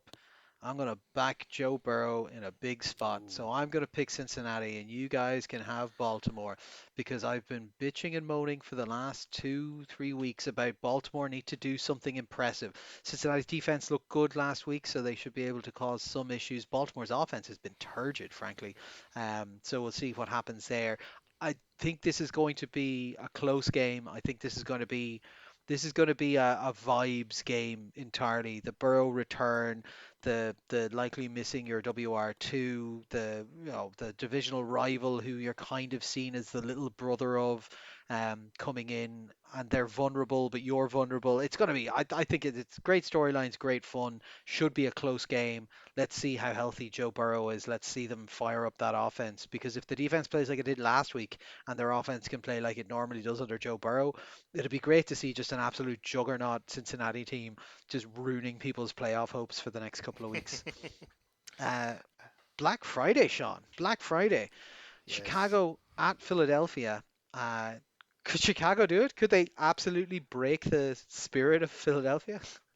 Like I do feel a little bit morally opposed to the idea of a Black Friday game. I don't support it as an innovation in NFL. But this is quite an interesting game that they've chosen because you've got two teams. They're both 8-3. They are nominally the number one and number two seed in the NFC at the moment, and yet neither of them do you feel will be there when the chips are down at the end of week 17. I mean, the Bears feel like they're on borrowed time to a certain extent. The offense is improving week on week. Caleb Williams certainly seems to be getting into his groove. Ben Johnson seems to have a sense of how this offense works, and they've beaten a good team in Pittsburgh last week, so they're definitely feeling in the right frame of mind. I just am not convinced by this defense, to be honest with you. I still think there's an awful lot of weaknesses there, Hmm. and I think they'll get exposed. And I think it's probably just a little bit too early for the Bears. Project to really be thinking about them in terms of a team that could compete at the top end of the NFC. But they're definitely on schedule, if not ahead of schedule, with the way they're playing this year. The Eagles are the more interesting one though, because as you said, like it feels so fragile, and that loss to the Cowboys is something that I'm sure there were many arguments in the locker room afterwards over who was to blame and who was not to blame and who was not going to take responsibility for what was going on. A.J. Brown had like a 100-yard day, and apparently in the media afterwards he was not a happy camper. So I everything don't think feels he's just. ever happy, is he? Like, It's true. It's true. Yeah, we backed Philly across the board here, and I think you do kind of have to give Philly the edge because they still have an awful lot of talent, especially offensively, and they do find a way to grind out wins sometimes when they need to. They do have a kind of a juggernaut aspect to them where they will always do just enough. And I'm not convinced this Bears team is actually an 8-3 level team, and I think they will be found out, especially on the defensive side here. But it could be an ugly game. It could be closer than we might think. But ultimately, I think there's still enough in that Philly tank for us to back them to win here. But yeah, if Philly lose this one, I think the wheels come off Yeah, I off the think so season as well. in a big sense. Yeah. 100% I agree. And for it to happen on a proper island game where everyone's eyes will be on it as well, it will be, it's kind of that's the thing. Like, I kind of want to back Chicago in it, but I don't trust Chicago either. Like, these are two teams I don't trust at all. But yeah, it should make for a good one. Into the early window, then Rams are taking on the Carolina Panthers. We've gone for the Rams across the board. Look, I talked about them there in gushing tones earlier. This Rams team are looking fantastic at the moment.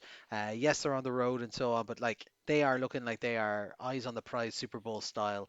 Carolina stumbling last week. Like hopefully we see a bounce back performance, and on their best day they could probably give them a run for their money. But like, I think the Rams in third gear can beat 90% of the gears that the Carolina Panthers have at the moment. So we're going to back the Rams. But like Carolina do have a chance if they could just do ball possession stuff, get back to using Dowdle 20, 30 times a game. That would be quite useful. But yeah, just this Rams team is so complete at the moment, it's hard not to pick them. Sam Fran at Cleveland, Sean. We gone for Sam Fran across the board. We're not believing in the Shadeur Sanders. I am not a Shador believer. We have to You're obviously you got to come up with some sort of catchy thing for Shador Sanders fans. I can't believe they haven't done that already because yeah, I mean yeah, I don't believe in Shador Sanders. I don't think that performance that he gave in his first start was particularly convincing. I don't think it was terrible for a rookie quarterback getting his first start. And certainly by Brown standards, a win is always something that gets you into the top couple of percentages of situations. But I just don't believe. I think their defense is quite strong, but I just don't believe in this offense enough to keep going. Whereas San Francisco, they're kind of sneaking through the season. I kind of mentally wrote them off when they had started to get all their injuries, particularly when Fred Warner went down, and I was like, oh, it's one of those San Francisco seasons when the entire thing falls apart because they literally cannot field a team. But you keep giving the ball CMC and you don't ask any questions, and he just wins games for you. And I kind of feel that's what's going to happen here. I think it'll be interesting to see the Cleveland have a good defense if they find a wide way to stifle CMC. Maybe that exposes Purdy, and I don't think Purdy's in a particularly good place at the moment. Maybe he's carrying a little bit of injury, or maybe he's just being found out for the not quite fantastic quarterback he is in reality. But I think Cleveland's path to victory is definitely stop CMC, and maybe you can scrape out a win here. But I just don't feel the offensive side of the Browns are going to be able to do enough to keep pace with what the Niners can do unless the Browns come in with a very very clear game plan and they execute it basically perfectly. So I think San Francisco on the basis of talent alone and what CMC can do, I think you have to give them the nod here. But I think it could be a tougher game than people think. Yeah, I'm really backing defenses this week. I'm going for Cleveland, specifically because of that. Because like I just saw how rough Purdy looked, like three interceptions in the last game, and the Carolina defense aren't as good as the Cleveland defense, and Cleveland are at home. And I just San Fran are due a loss, I think, at this point. But yeah, next up, Houston at Indianapolis. Like I said, I'm backing defenses. I've got Houston. You guys have Indy in this game. Houston are, in the hunt for this division now. In theory, they're what, 2 games back, 2 games back really at the moment. So they need this one, particularly against the guys who are leading them at the moment. Their defense looked absolutely lights out last week and shut down the Bills. And my concern would obviously be that the thing that they did allow the Bills to do is run the ball, and that is a risk because that's what you don't want to allow to happen against Indianapolis. But similarly, they've got the side to side kind of guys, the horizontal movement that they can to cover that kind of stuff, and they've got the pass rushers and the ball hawks to be able to cause issues for Danny Dimes. And I think, quite frankly, the book is out on how to distract him. Like you could just see the difference whenever you start just running extra stunts and like just sending a free rusher to see, just to force him to throw a little bit quicker to just get him out of his step. He's a rhythm guy entirely, and I think Houston have the guys to be able to stop that. On the other side, Indianapolis, they obviously dropped the game to the Chiefs. They don't want to slide to start, particularly not given the amount of in-division games they have coming up, and they have Houston twice, so they don't want to start off on the back foot losing their home game here. Um, I just think that maybe they're a little bit past it at this point. I reckon this will be a close one.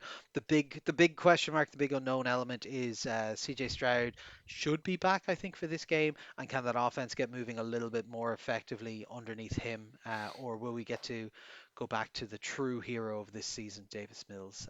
Who knows? He might be able to hold on to that starting job from that point onwards. But yeah, no, should make for a fun one. New Orleans at Miami up next. Sean, you've gone for New Orleans. Myself and Ronan have gone for Miami. Yeah, I mean, I can see where you're coming from in terms of Dolphins have improved quite considerably as the season's gone on. They've kind of found a little bit of their groove. But I do think the Saints are sneakily a little bit better than people think they are. They have occasionally just had games where they play well, where whatever random QB they put in under center, has a performance and the defense steps up a little bit.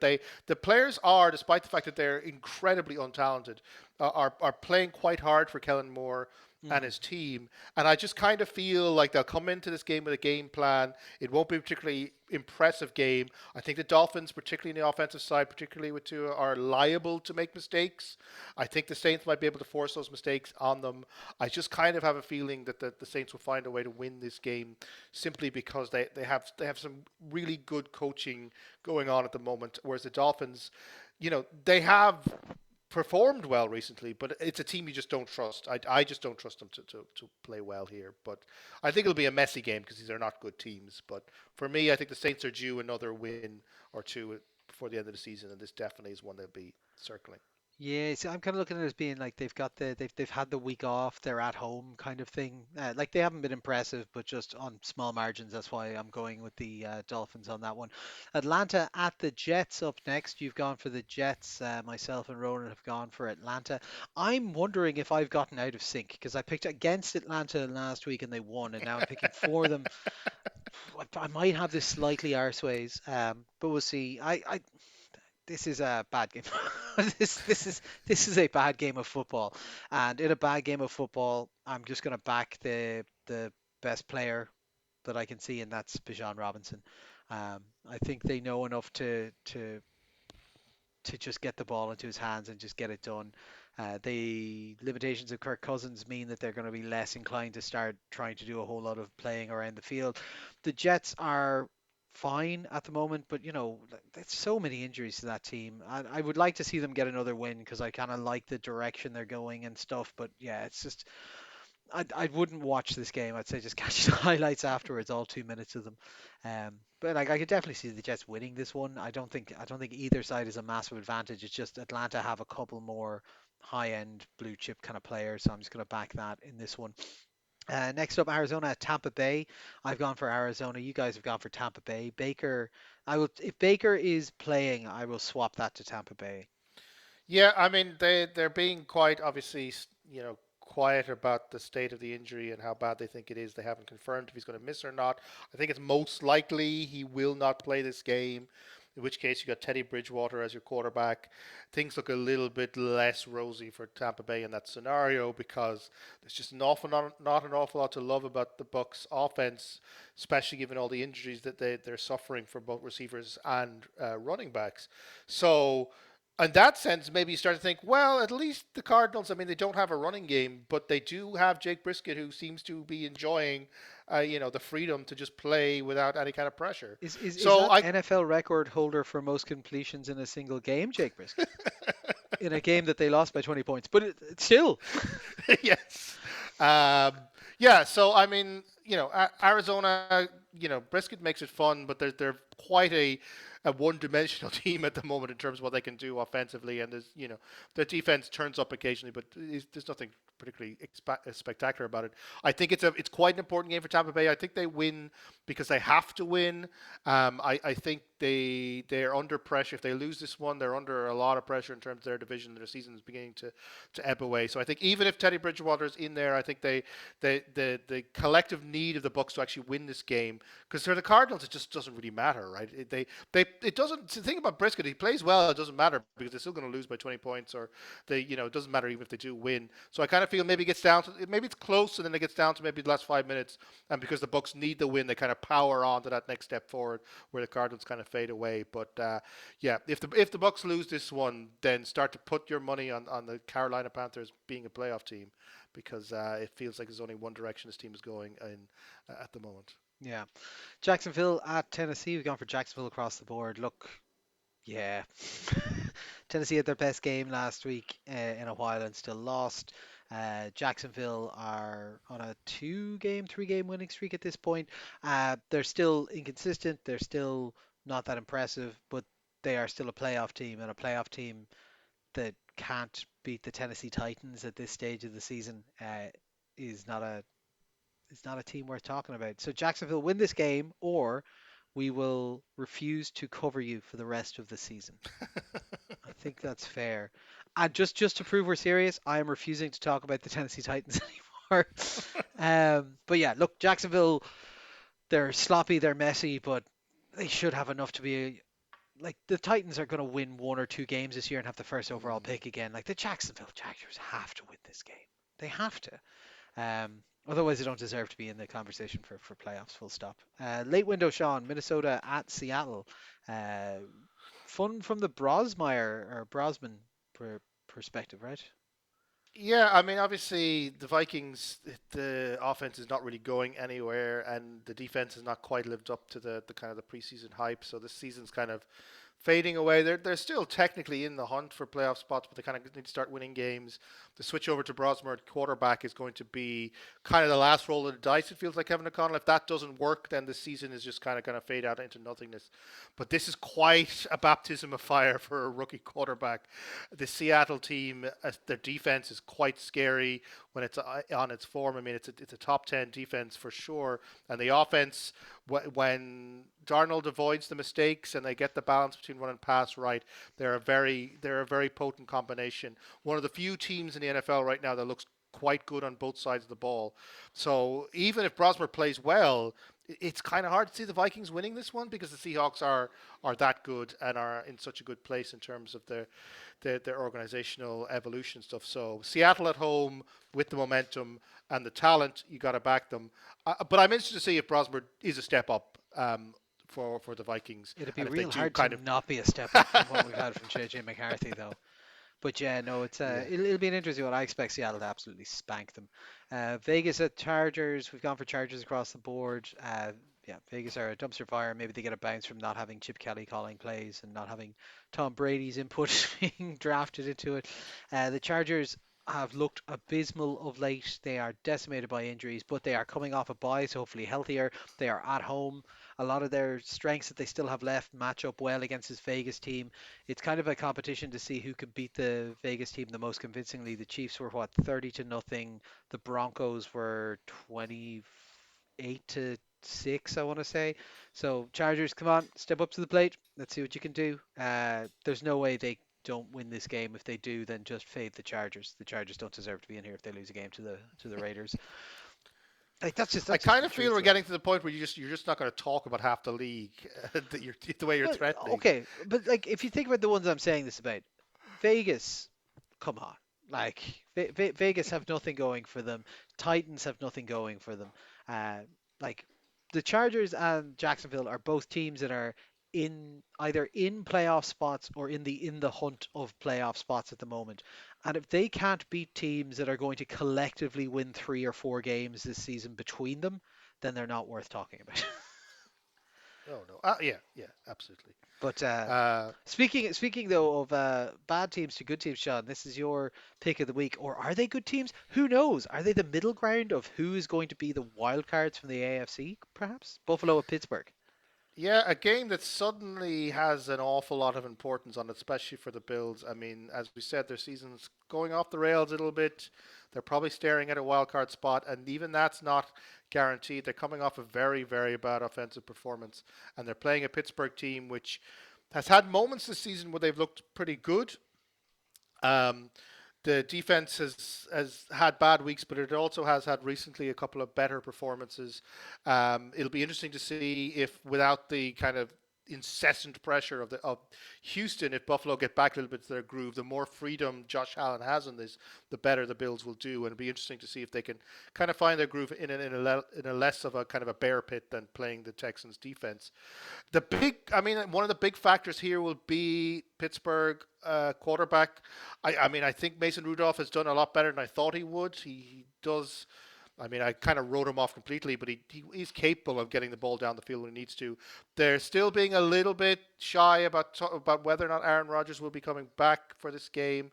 Kind of feels like that wrist injury is something that they're not 100% sure about. It's quite an important game, though, for Pittsburgh because they, too, are looking at their division kind of slipping away with the Ravens surging, and they may be looking at a wild card spot. And certainly for seeding, if nothing else, beating the Bills might be a very important thing. So will Rodgers, you know, step back into the breach, even if he's only 90% or 85% healthy or something, will be interesting to see. I think if Rodgers plays, I think the Pittsburgh offense looks a lot better. I think the Bills defense will struggle a little bit with that. So I think we'll have a very interesting game there. But I still think there's probably enough in this Bills offense against a Pittsburgh defense that doesn't show up every week to maybe give them the edge. And I think if Rudolph plays, I think the Bills will win more comfortably in that scenario. But it's a very important game for Buffalo because if they lose this, the season's in real disarray in terms of both the kind of sense of momentum they have, but also in a very real sense that they are in a risk of missing the playoffs. Because if you think about it, the Chiefs are only a game behind them, and the Chiefs have only got about a 55% chance to make the playoffs. So the Bills lose this one, they're definitely on that borderline. Yeah. In terms of missing the playoffs entirely. I think the thing that the Bills have is so they have the win over the Chiefs and they have the win over another one of those teams, if I remember correctly. So they have the tiebreakers over a few people, which is what's causing that kind of log jam. But then the problem is if multiples get in there, it becomes mini leagues and stuff between them of shared opponents and then divisional records and stuff. So it could get very messy very quickly. So the solution, Bills, is just win out. It's your easiest option. It's just win out. Sunday Night Football, Denver at Washington. We've gone for Denver across the board. I think this is a slightly closer game than us going across the board is for this. Denver obviously traveling a decent distance over to Washington. Washington, they haven't been the most convincing, but they've not been too bad either. They would coming off a bye, so they're well rested. They are expecting Jaden Daniels to be back playing this week. I believe his comment was, "If I'm healthy and ready to go, I want to be out there," which is why he says even if they're out of contention, he wants to be playing and so on. So everything is pointing towards him being back. Terry McLaurin, it looks like, is going to be back as well, which would be a big get for them as well, which would be help them along with this. And like I think if those guys are back, they have enough offensive power to be able to get something going against Denver. The problem is which one of Denver's offenses shows up. Is it the one that we see about 80% of the time, which is struggling and can't get out of its own way, or is it the one that we see 20% of the time that's going to put up 4 touchdowns in a quarter kind of style thing? And I think on balance, that's why we end up coming down this side. That even though Washington will be rested and have their weapons and have been scheming for this one for 2 weeks, Denver, they have speed on that in that wide receiver room. Bo Nix, like when not overly pressured, can make all those throws. And this defense from Washington is probably the slowest defense in the league, I think. Like they are old, they can tackle okay, but they're old. They're not going to be able to keep up with it, particularly if they start playing some tempo stuff against them. And I know Bo Nix is quite comfortable in a kind of a tempo quick. Have 4 plays called and then stay at the line and just kind of go up speed against it. And that's where I think they'll be able to pull away in it. But like I wouldn't be amazed if there's an upset, but I would have to heavily favor Denver in this one. Finally, Sean, Monday Night Football, the rematch of some of your favorite Super Bowls, I would say. Yes, I rewatch them constantly. Yes. Yeah, yeah. New York Giants at New England, and there's a chance that Jackson Dart is back for this game. Yeah, so it's his concussion protocol. He's missed 2 games. It's generally the record is most quarterbacks don't miss 3, so you'd expect him to be a contender, especially being Monday night. So you got an extra day to get through that protocol. There's a chance he's back. Yeah, so you guys have gone for New England to win this. I mean, which is absolutely fair call. 10-2 team at home against a 2-10 team who wouldn't back them. But I just have the weirdest feeling about this game. I've watched the Pats this season. You know, they're winning games. They're winning games on a softish schedule. They've never looked particularly convincing in any games, even the games against bad teams. And the game against Cincinnati was a little bit messy on the offensive side. Uh, it kind of feels like this is a team that's in need of a little bit of a reality check. I mean, they can afford to drop a game or two in terms of getting forward in the season and still hold on to the division. It kind of feels like they might get mired into a kind of a. The Giants have a very there's a very good vibe about the Giants team. They've only won two games, There but is. you really feel that the team is together. Kafka is having fun as the head coach. They're really out there enjoying themselves. And this could be a game where, if the Giants get out to an early lead and the young Pats core, Drake May and the team gets a little bit nervous and starts making mistakes under the lights of Monday Night Football and all this kind of stuff. I kind of just feel the vibes and the narrative tell me that the Pats are going to drop an easy game at some point this season, and the Giants are going to beat a team that they shouldn't have beaten. And it kind of feels like all these things have come together in this one scenario. Jackson Dart comes back, you know, the fun times are back in New York. He has a bit of a game, and the Pats get into a little bit of a funk, and they don't do enough to win this one. So on paper, absolutely the Pats should win this lights out. I just feel it's not going to be that easy, and I kind of feel the Giants might sneak it. Actually, you're missing your offensive tackle now for this game, aren't you?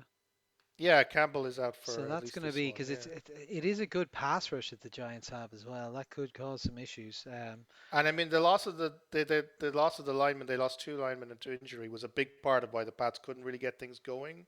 Mm. Because the O line has been when the O line plays well, Pats win. When the O line doesn't play well, they have troubles this season. So yeah, absolutely Interesting. could be a cause there. Yeah. Very good, very good. Well, that's a very exciting call to close it all off with. Very good. Any plans for the rest of the week now, Sean? I think it's gonna be quiet enough now. We obviously have things going on the week after next when you guys Hmm. are down in Cork. So this weekend will be quiet enough. I'll probably be doing bits and pieces in the bedroom upstairs that I need to finish Jesus, doing. Sean, it's But a family show.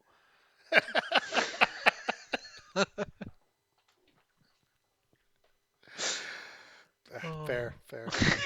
Yes. um, Yeah, a but bit of yeah, work. I will have grown up things to do, and I will be doing them, I'm sure. And Very good, very good. also, I mean, there's a lot of football on a lot of different days, so there'll There is, be yeah, there is. a lot of Huh? football to watch. Very exciting. I'm going to, uh, when this comes out, I will have just gotten back from watching Bob Villain are playing in Dublin now on Wednesday, so that should be a cracker. I've seen them a couple of times already now. They're always a good show, so looking forward to that. And then the car is going for its NCT on Friday. Very exciting. It's never had one because it's an import, so it'll be its first NCT. So we'll have to see it through it. And then bit of D&D on the weekend and lots of sports ball wrapped around. So it should be very very exciting altogether. I'll be uh, I'll be a wreck of a man by the end of it all, you know. But very good. Shall I suppose? Look, that will wrap us up for this week. So it's bye from myself, bye from Sean. Bye. This is all four quarters. Thanks for listening, and we'll chat to you next week.